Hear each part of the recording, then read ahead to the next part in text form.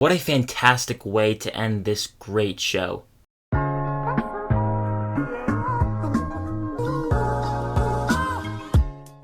Succession Season 4 once again stars Brian Cox, Kieran Culkin, Sarah Snook, and Jeremy Strong. And in Season 4, the sale of media conglomerate Waystar Royco to tech visionary Lucas Matson moves even closer. The prospect of the seismic sale provokes existential angst and familial division amongst the Roys as they anticipate what their lives will look like once the deal is completed. Now, when it comes to my sort of journey with Succession, I actually hadn't even started the show up until just about a month ago. I binged through it in anticipation to watching the series finale. But the past 3 seasons have been great, and I was hoping that Season 4 would be the best season of them all, and top the show off with a fitting conclusion that would leave audiences very satisfied like myself.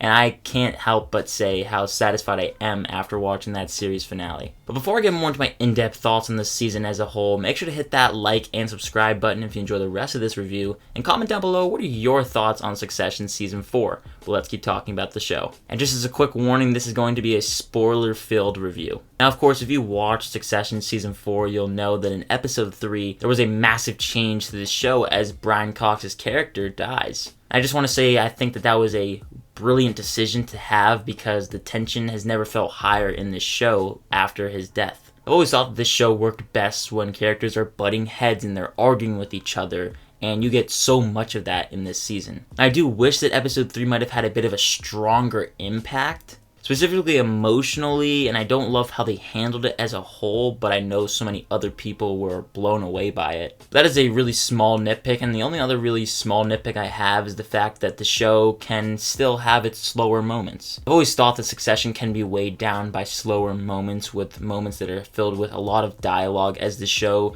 is a pretty dialogue-heavy show. And for viewers who will get turned off by that, they've probably already turned off Succession by now. So yeah, there are some slower moments, but if you stick with it, you'll be totally sucked into the familial drama. Because I just love the examination of these truly layered characters. And just the opening credits for the show alone are incredible because while they might not deliberately tell you what's really going on in the show, if you look closely and after watching it for 4 seasons now because it hasn't changed, you'll know that it's like a mini examination or a little story in and of itself of how these characters have grown up feeling so distant from their father. Brian Cox feels like a god to these characters as they are their children, and he's so distant from them that he's kind of just this media conglomerate boss, and they don't really know him other than that. And you've of course seen that growth over the past 4 seasons, but it just goes to my point of how brilliant it was to have him die and see how the main characters would deal with that. How do they deal with the fact that the one person in their life that they've been trying to live up to and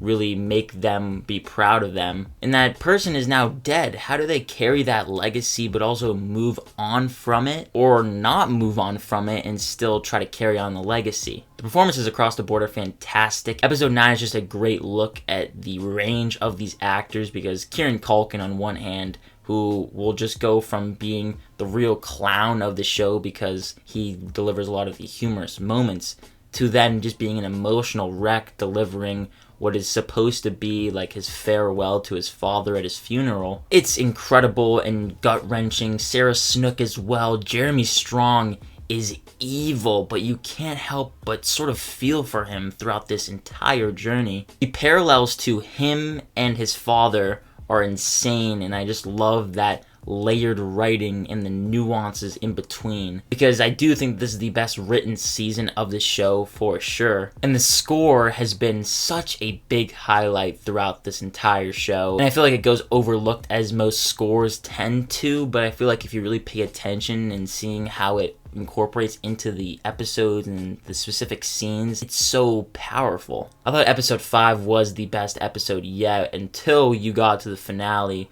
Both of those episodes were riveting and suspenseful, but the season as a whole has been those 2 words, really. And like I mentioned, the show, of course, gets more and more suspenseful as the season went on. It just all crescendoed into an explosive finale that pulled a bunch of punches. And really what I thought it did so well is by the end, and when the credits finally start to roll, and the show cuts to black after seeing Jeremy Strong look out onto the ocean, you can't help but feel a real sense of dread and a real cold feeling in your heart. You feel for these characters, and we of course don't know what's going to go on in the future of these characters, but I like that it almost didn't give you a real sense of clarity to what the future holds, and almost a sense of comfort, because the show never has really given you a sense of comfort. I knew that the final 30 minutes of this episode were going to be crazy after the siblings are all kind of getting together and agreeing on who is going to be the new CEO, who's going to take over the company.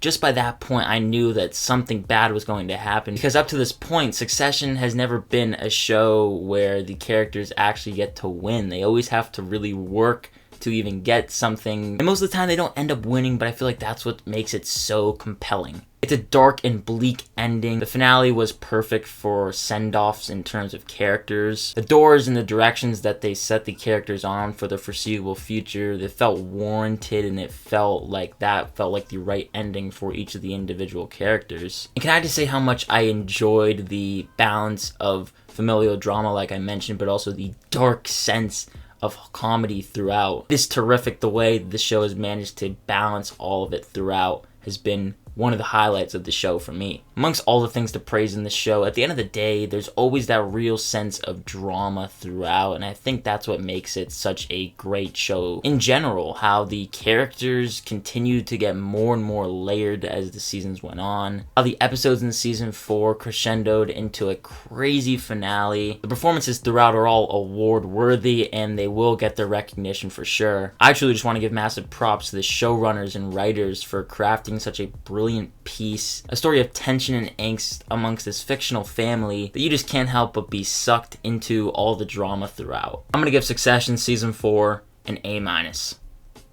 I loved how the show wrapped up in just the season as a whole, and I hope you guys did as well. Once again, be sure to let me know your thoughts on it down below, and as well, make sure to hit that like and subscribe button, as well as that notification bell so you don't miss any further videos and reviews like this. And as always, look forward to more videos and reviews coming soon. My name is Ben, people call me Meter, and I'll see you guys in the next one.